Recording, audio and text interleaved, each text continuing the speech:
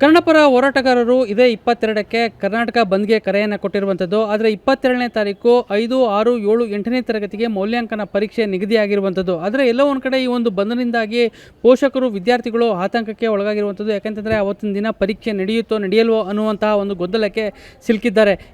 ಪರೀಕ್ಷೆ ದಿನವೇ ಯಾಕೆ ಇವರು ಬಂದ್ಗೆ ಕರೆಯನ್ನು ಕೊಟ್ಟಿರುವಂಥದ್ದು ಈಗ ಪ್ರಶ್ನೆ ಆಗಿರುವಂಥದ್ದು. ಜೊತೆಗೆ ನಮ್ಮ ಜೊತೆಗೆ ಮಾತನಾಡೋದಕ್ಕೆ ಪೋಷಕ ಸಂಘಟನೆಯ ರಾಜ್ಯಾಧ್ಯಕ್ಷರಾಗಿರುವಂಥ ಯೋಗಾನಂದ್ ಅವರು ಇದ್ದಾರೆ. ಬನ್ನಿ ಅವ್ರಿಗೆ ಏನು ಹೇಳ್ತಾರೆ ಕೇಳೋಣ. ಸರ್, ಈಗಾಗಲೇ ಕನ್ನಡಪರ ಸಂಘಟನೆಗಳು 22ನೇ ತಾರೀಕು ಬಂದ್ಗೆ ಕರೆಯನ್ನು ಕೊಟ್ಟಿದ್ದಾರೆ. ಅವತ್ತು ಪರೀಕ್ಷೆಗಳು ಕೂಡ ನಿಗದಿಯಾಗಿರುವಂಥದ್ದು.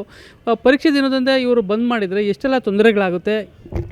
ಈಗ ಮೊದಲನೇದಾಗಿ ಏನು ಮರಾಠಿಗರ ಏನು ಅಟ್ಟಹಾಸವನ್ನು ನಾವು ಕನ್ನಡಿಗರ ಮೇಲೆ ನಡೀತಾ ಇರ್ತಕ್ಕಂಥ ದೌರ್ಜನ್ಯ ಅನ್ಯಾಯವನ್ನು ಒಕ್ಕೊರಲಿನಿಂದ ಖಂಡಿಸ್ತೀವಿ.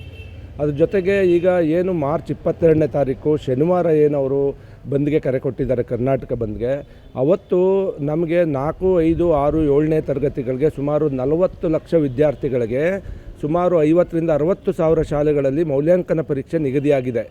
ಒಂದು ಕಡೆ ಇದು ಮಕ್ಕಳಿಗೆ ಪರೀಕ್ಷೆ ಅನ್ನೋದು ಒಂದು ಸುಗ್ಗಿ ಕಾಲ. ನಮಗೆ ಮಾರ್ಚ್ ಮತ್ತು ಏಪ್ರಿಲ್ ಯಾವಾಗಲೂ ಕೂಡ ಎಲ್ಲ ವಿದ್ಯಾರ್ಥಿಗಳಿಗೂ ಪರೀಕ್ಷೆ ಕಾಲ. ಇಂಥ ಸಂದರ್ಭದಲ್ಲಿ ಇವರು ಬಂದ್ಗೆ ಕರೆ ಕೊಟ್ಟಿರೋವಂಥದ್ದು ಸರಿಯಲ್ಲ. ನಾವು ಬಂದನ್ನು ವಿರೋಧ ಮಾಡೋದಿಲ್ಲ.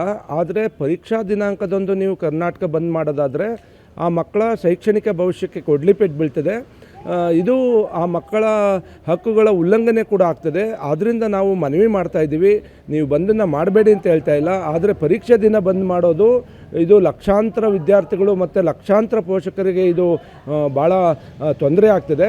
ಆ ಕಾರಣದಿಂದ ನೀವು ಬಂದನ್ನು ಮುಂದೂಡಬೇಕು ಅಂತೇಳಿ ನಾನು ಮನವಿಯನ್ನು ಮಾಡ್ತೀನಿ. ಈಗ ಅವ್ರು ಹೇಳ್ತಾ ಇದ್ದಾರೆ, ಈಗ ಬಂದು ದಿನಾಂಕ ನಿಗದಿ ಆಗಿಬಿಟ್ಟಿದೆ, ಈಗ ಅದನ್ನು ನಾವು ಚೇಂಜ್ ಮಾಡೋಕ್ಕಾಗೋದಿಲ್ಲ ಅನ್ನುವಂಥ ಒಂದು ಮಾತನ್ನು ಈಗ ಹೋರಾಟಗಾರರು ಹೇಳ್ತಾ ಇದ್ದಾರೆ. ಇದ್ರ ಬಗ್ಗೆ ತಾವೇನು ಹೇಳ್ತೀವಿ? ಈಗ ಅವರು ಬಂದನ್ನು ನಿಗದಿ ಮಾಡುವಾಗ ಸ್ಟೇಕ್ ಹೋಲ್ಡರ್ಸ್ ಜೊತೆ ಚರ್ಚೆ ಮಾಡಬೇಕಲ್ಲ. ಅವರು ಯಾರೋ 4 ಜನ ಕೂತ್ಕೊಂಡು ಬಂದನ್ನು ನಿಗದಿ ಮಾಡೋದು ಸರಿಯಾದಂಥ ಕ್ರಮ ಅಲ್ಲ. ಇದು ಪರೀಕ್ಷಾ ಸಮಯ ಅನ್ನೋದನ್ನ ಯೋಚನೆ ಮಾಡಬೇಕು. ಮಕ್ಕಳಿಗೆ ತೊಂದರೆ ಆಗ್ತದೆ ಅನ್ನೋದನ್ನ ಅವ್ರು ಆಲೋಚನೆ ಮಾಡಬೇಕು.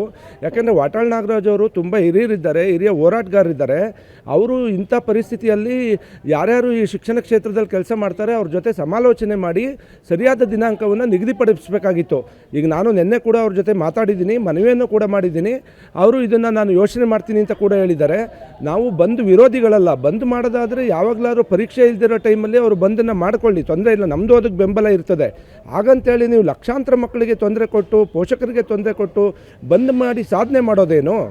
ಇದು ನಿಜಕ್ಕೂ ಕೂಡ ಇದು ಮಕ್ಕಳ ಇದು ಫೈನಲ್ ಎಕ್ಸಾಮ್. ಇದು ಇಡೀ ವರ್ಷ ಮಕ್ಕಳು ಓದಿರೋದನ್ನು ಓರೆಗಲ್ಗೆ ಹಚ್ಚುವಂಥ ಕಾಲದಲ್ಲಿ ನೀವು ಈ ಥರ ಬಂದ್ಗಳನ್ನ ಮಾಡ್ತಾ ಹೋದರೆ ಆ ಮಕ್ಕಳಿಗೆ ಯಾವ ರೀತಿ ತೊಂದರೆ ಆಗ್ತದೆ ಅಂತ ಆಲೋಚನೆ ಮಾಡಬೇಕಲ್ವ ಅವರು. ನೀವು ಹೋರಾಟಗಾರರಿಗೆ ಏನು ಮನವಿಯನ್ನು ಮಾಡ್ತಾ ಇದ್ದೀರಿ? ಒಂದು ವೇಳೆ ಅವ್ರು ಮಾಡ್ತೀನಿ ಅಂತ ಹೇಳೋದೇ ಆದರೆ ತಮ್ಮದು ಏನು ಒತ್ತಾಯ ಮಾಡ್ತೀರಿ? ನಾವು ಯಾವುದೇ ಕಾರಣಕ್ಕೂ ಕೂಡ ಪರೀಕ್ಷಾ ಸಮಯದಲ್ಲಿ ಯಾರೇ ಬಂದ್ ಮಾಡಿದ್ರು ಕೂಡ ನಾವು ಬೆಂಬಲ ಕೊಡೋದಿಲ್ಲ. ನಮಗೆ ಮಕ್ಕಳ ಶೈಕ್ಷಣಿಕ ಭವಿಷ್ಯವೇ ಭಾಳ ಮುಖ್ಯ ನಮಗೆ. ಯಾಕೆ ಅಂತ ಹೇಳಿದ್ರೆ ಬೇರೆ ಬೇರೆ ತರಹದ ಅಡ್ಡ ಪರಿಣಾಮಗಳನ್ನು ಮಕ್ಕಳು ಮತ್ತು ಪೋಷಕರು ಎದುರಿಸಬೇಕಾಗ್ತದೆ. ಈಗಲೂ ಕೂಡ ನಾನು ವಾಟಾಳ್ ನಾಗರಾಜ್ ಅವ್ರಿಗೆ ಮನವಿ ಮಾಡ್ತಾ ಇದ್ದೀನಿ, ಅವರ ಎಲ್ಲ ಬಳಗಕ್ಕೂ ಕೂಡ ಮನವಿ ಮಾಡ್ತಾ ಇದ್ದೀನಿ. ದಯವಿಟ್ಟು ಈ ಬಂದನ್ನು ಮುಂದೂಡಿ, ಮುಂದೆ ನಿಮಗೆ ಏಪ್ರಿಲ್ 4 ನಂತರ ಎಲ್ಲ ಪರೀಕ್ಷೆಗಳು ಮುಗಿತವೆ. ಆ ನಂತರ ನೀವು ಬಂದ್ ಮಾಡೋದ್ರಲ್ಲಿ ನಮ್ಮದು ಕೂಡ ಸಹಮತ ಇದೆ ಅಂತೇಳಿ ನಾನು ಮನವಿ ಮಾಡ್ತೀನಿ. ಇದಿಷ್ಟು ಪೋಷಕ ಸಂಘಟನೆಗಳ ರಾಜ್ಯಾಧ್ಯಕ್ಷರಾಗಿರುವಂಥ ಯೋಗಾನಂದ್ ಅವರ ಮಾತು. ಏನಂತಂದರೆ ಬಂದ್ಗೆ ನಮ್ಮ ವಿರೋಧ ಇಲ್ಲ, ಆದರೆ ಪರೀಕ್ಷಾ ಸಮಯದಲ್ಲಿ ಈ ರೀತಿ ಬಂದ್ ಮಾಡಿದರೆ ಮಕ್ಕಳಿಗೆ ಮತ್ತು ಪೋಷಕರಿಗೆ ಸಾಕಷ್ಟು ತೊಂದರೆ ಆಗುತ್ತೆ. ಆದರೆ ಲಕ್ಷಾಂತರ ಮಕ್ಕಳು ಪರೀಕ್ಷೆಗಳನ್ನು ಬರಿತಾ ಇರುವಂಥದ್ದು. ಆದರೆ ಇವರು ಯಾರಿಗೆ ಒಳ್ಳೆಯದನ್ನು ಮಾಡೋದಕ್ಕೆ, ಯಾರಿಗೆ ಒಳ್ಳೆಯದು ಮಾಡಿ ಬಂದನ್ನು ಮಾಡಿಕೊಟ್ಟಿದ್ದಾರೆ, ಅದು ಮಕ್ಕಳಿಗೆ ತೊಂದರೆ ಆಗುವಂಥದ್ದು, ಪೋಷಕರಿಗೆ ತೊಂದರೆ ಆಗುವಂಥದ್ದು ಎಷ್ಟು ಮಟ್ಟಿಗೆ ಸರಿ ಅನ್ನುವಂಥದ್ದು. ಹೀಗಾಗಿ ಪರೀಕ್ಷೆ ದಿನವನ್ನು ಬಿಟ್ಟು ಬೇರೆ ದಿನದಲ್ಲಿ ನೀವು ಬಂದನ್ನು ಮಾಡಿ, ಅದಕ್ಕೆ ನಮ್ಮ ಬೆಂಬಲ ಇದೆ ಅನ್ನುವಂಥ ಒಂದು ಮನವಿಯನ್ನು ಕೂಡ ಅವರು ಮಾಡ್ತಾ ಇರುವಂಥದ್ದು. ಕ್ಯಾಮ್ರಾಮನ್ ನಾಗರಾಜ್ ಜೊತೆ ನಂದೀಶ್ ಮಲ್ಲಿನಹಳ್ಳಿ, ಏಷ್ಯಾನೆಟ್ ಸುವರ್ಣ ನ್ಯೂಸ್, ಬೆಂಗಳೂರು.